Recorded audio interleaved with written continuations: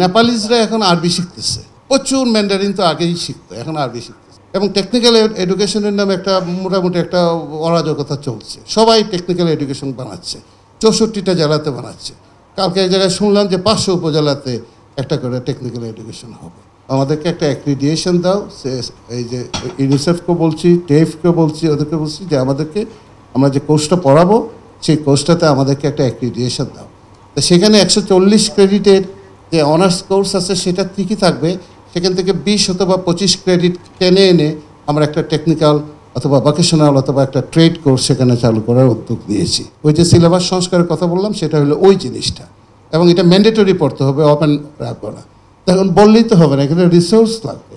আমরা খোঁজাখুঁজি করে দেখেছি যে রিসোর্সেস আর দেয়া, ন্যাশনালি রিসোর্সেস আছে, জাতীয় বিশ্ববিদ্যালয়ের রিসোর্স আছে, টাকা পয়সার কোনো অসুবিধা নেই। পড়াবে কে? পড়ানোর লোকজনও আছে, কিন্তু নোবডি কল দেন, কেউ কখনো বলে নেই। আমরা কম্পিউটার কাউন্সিলের সাথে কথা বলে দেখেছি যে প্রায় 100,000 প্লাস আইসিটি এবং কম্পিউটার গ্রাজুয়েটস আর দেয়ার ইন দ্য কান্ট্রি। তাদেরকে কেউ বলে নেই যে আসো আমাদেরকে একটু হেল্প করো। ইন্টারমিডিয়েট কোর্সগুলোতে আইসিটি শিক্ষক আছে একজন করে, মিনিমাম একজন করে ইন্টারমিডিয়েট করে। তা আমরা গ্র্যাজুয়েট কলেজে যখন আমরা কোর্সগুলো ইন্ট্রোডিউস করব তখন বলবো ওইখান থেকে পার্ট টাইম এসে পড়াবে। এটা ম্যানেজমেন্টের যে ইস্যুটা সেটা।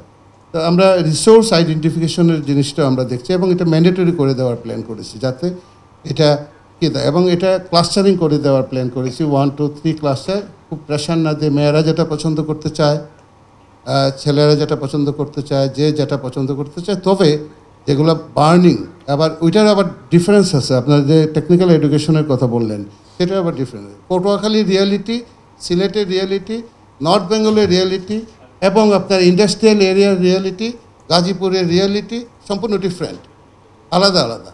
সব জায়গায় সেম কোর্স চাচ্ছে না, এবং টেকনিক্যাল এডুকেশনের নামে একটা মোটামুটি একটা অরাজকতা চলছে। সবাই টেকনিক্যাল এডুকেশন বানাচ্ছে, 64টা জেলাতে বানাচ্ছে।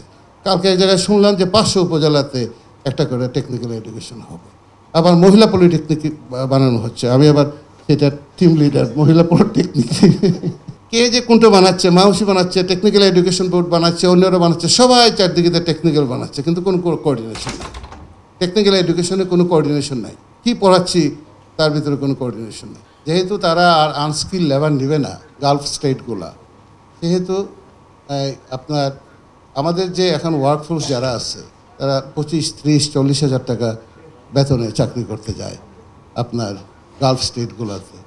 আর পার্শ্ববর্তী দেশে ভারত থেকে, আপনার শ্রীলঙ্কা থেকে, ইভেন পাকিস্তান, ইদানিং নেপালেও কিন্তু কম পয়সা যেতে চায় না। এবং নেপাল থেকেও দেখলাম ইদানিং বেশি বেতনে, 80-90 হাজার, 1 লাখ টাকা বেতনে তারা যাচ্ছে। কারণ একটা বেসিক সফট স্কিল অন্ততপক্ষে তারা আছে, কমিউনিকেশন স্কিল আর কম্পিউটার স্কিল, অন্ততপক্ষে ড্রাইভিংটা জানে, অন্ততপক্ষে একটা ল্যাঙ্গুয়েজ জানে যেটা কমিউনিকেট করতে পারে। নেপালিজরা এখন আরবি শিখতেছে, প্রচুর ম্যান্ডারিন তো আগেই শিখতো, এখন আরবি শিখতেছে। কারণ তারা বুঝতে পেরেছে যে আমাকে গালফ স্টেটগুলো যদি দখল কী করতে হয় তাহলে আমাকে আরবি আমরা একটা মাল্টি ল্যাঙ্গুয়েজ ক্লাব স্টার্ট করতে যাচ্ছি ন্যাশনাল ইউনিভার্সিটিতে। সেখানে একটা মাল্টি ল্যাঙ্গুয়েজ ক্লাবের আন্ডারে আমরা এই আপনার রিসোর্স ম্যানেজমেন্ট করে অনেকগুলো কোর্স করতে যাচ্ছি।